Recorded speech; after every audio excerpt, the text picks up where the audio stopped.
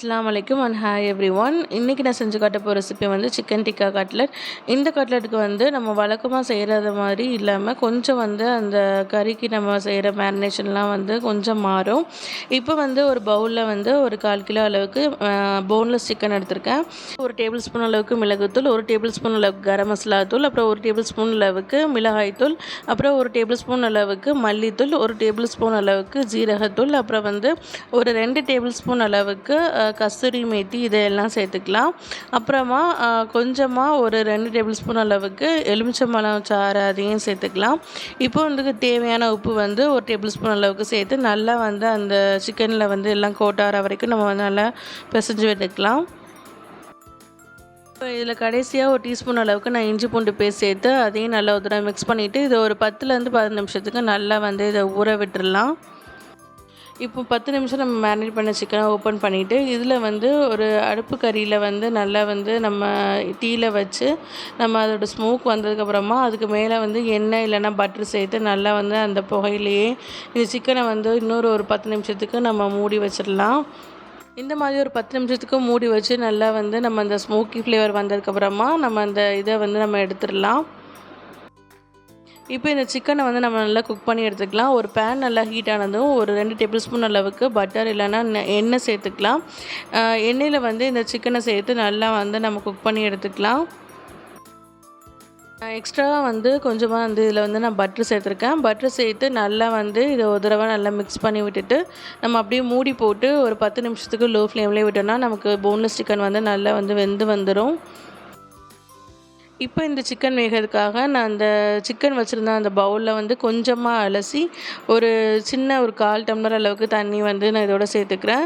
இந்த தண்ணியிலேயே வந்து அந்த சிக்கன் வந்து நல்லா வந்து நம்ம வெந்து வந்துடும்.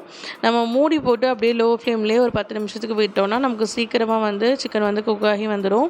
ஒரு 10 மினிட்ஸ் கழித்து இந்த அளவுக்கு அந்த தண்ணிலாம் வற்றி நல்லா குக் ஆகி வந்திருக்கு. இப்போ ஒரு தடவை நல்லா மிக்ஸ் பண்ணி விட்டுக்கலாம். இப்போ 2 மீடியம் சைஸ் உருளைக்கிழங்கு வந்து நான் வேக வச்சு இந்த மாதிரி நல்லா மசிச்சு வச்சுருந்தேன். அதோடு நம்ம இந்த குக் பண்ணி வச்சுருந்த இந்த சிக்கனையும் சேர்த்து நல்லா இந்த மாதிரி ஒரு தடவை நல்லா கையால் பிசைஞ்சு விட்டுட்டு நம்ம அந்த உருளைக்கிழங்கோடு சேர்த்துடலாம்.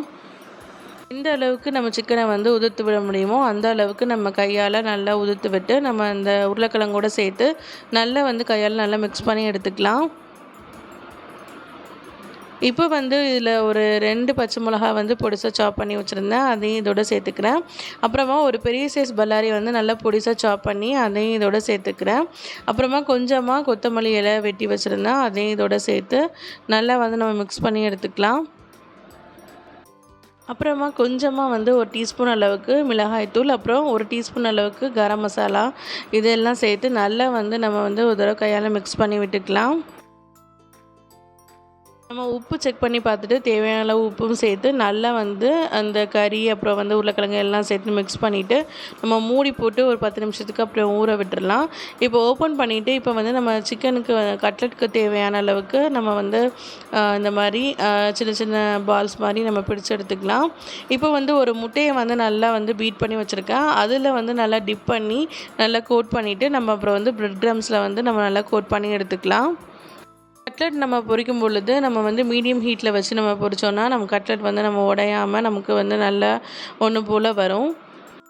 இந்த மாதிரி நல்லா முட்டையில் வந்து நல்லா டிப் பண்ணி எடுத்துகிட்டு அதுக்கப்புறம் நம்ம பிரெட் க்ரம்ஸ் வச்சு நல்லா வந்து கோட் பண்ணிவிட்டு நம்ம வந்து எல்லாத்தையும் நம்ம தட்டில் எடுத்து வச்சிடலாம். இந்த மாதிரி எல்லா கட்லெட்டையும் நான் செஞ்சு வச்சுக்கிட்டேன். இப்போ வந்து ஒரு பேன் நல்லா ஹீட் பண்ணி நம்ம தேவையான அளவு எண்ணெய் சேர்த்துக்கலாம்.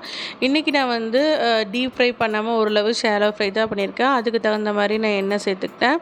இப்போ வந்து ஒவ்வொரு கட்லெட்டையாக நம்ம வந்து உள்ளே சேர்த்து நம்ம பொரிச்சு எடுத்துடலாம்.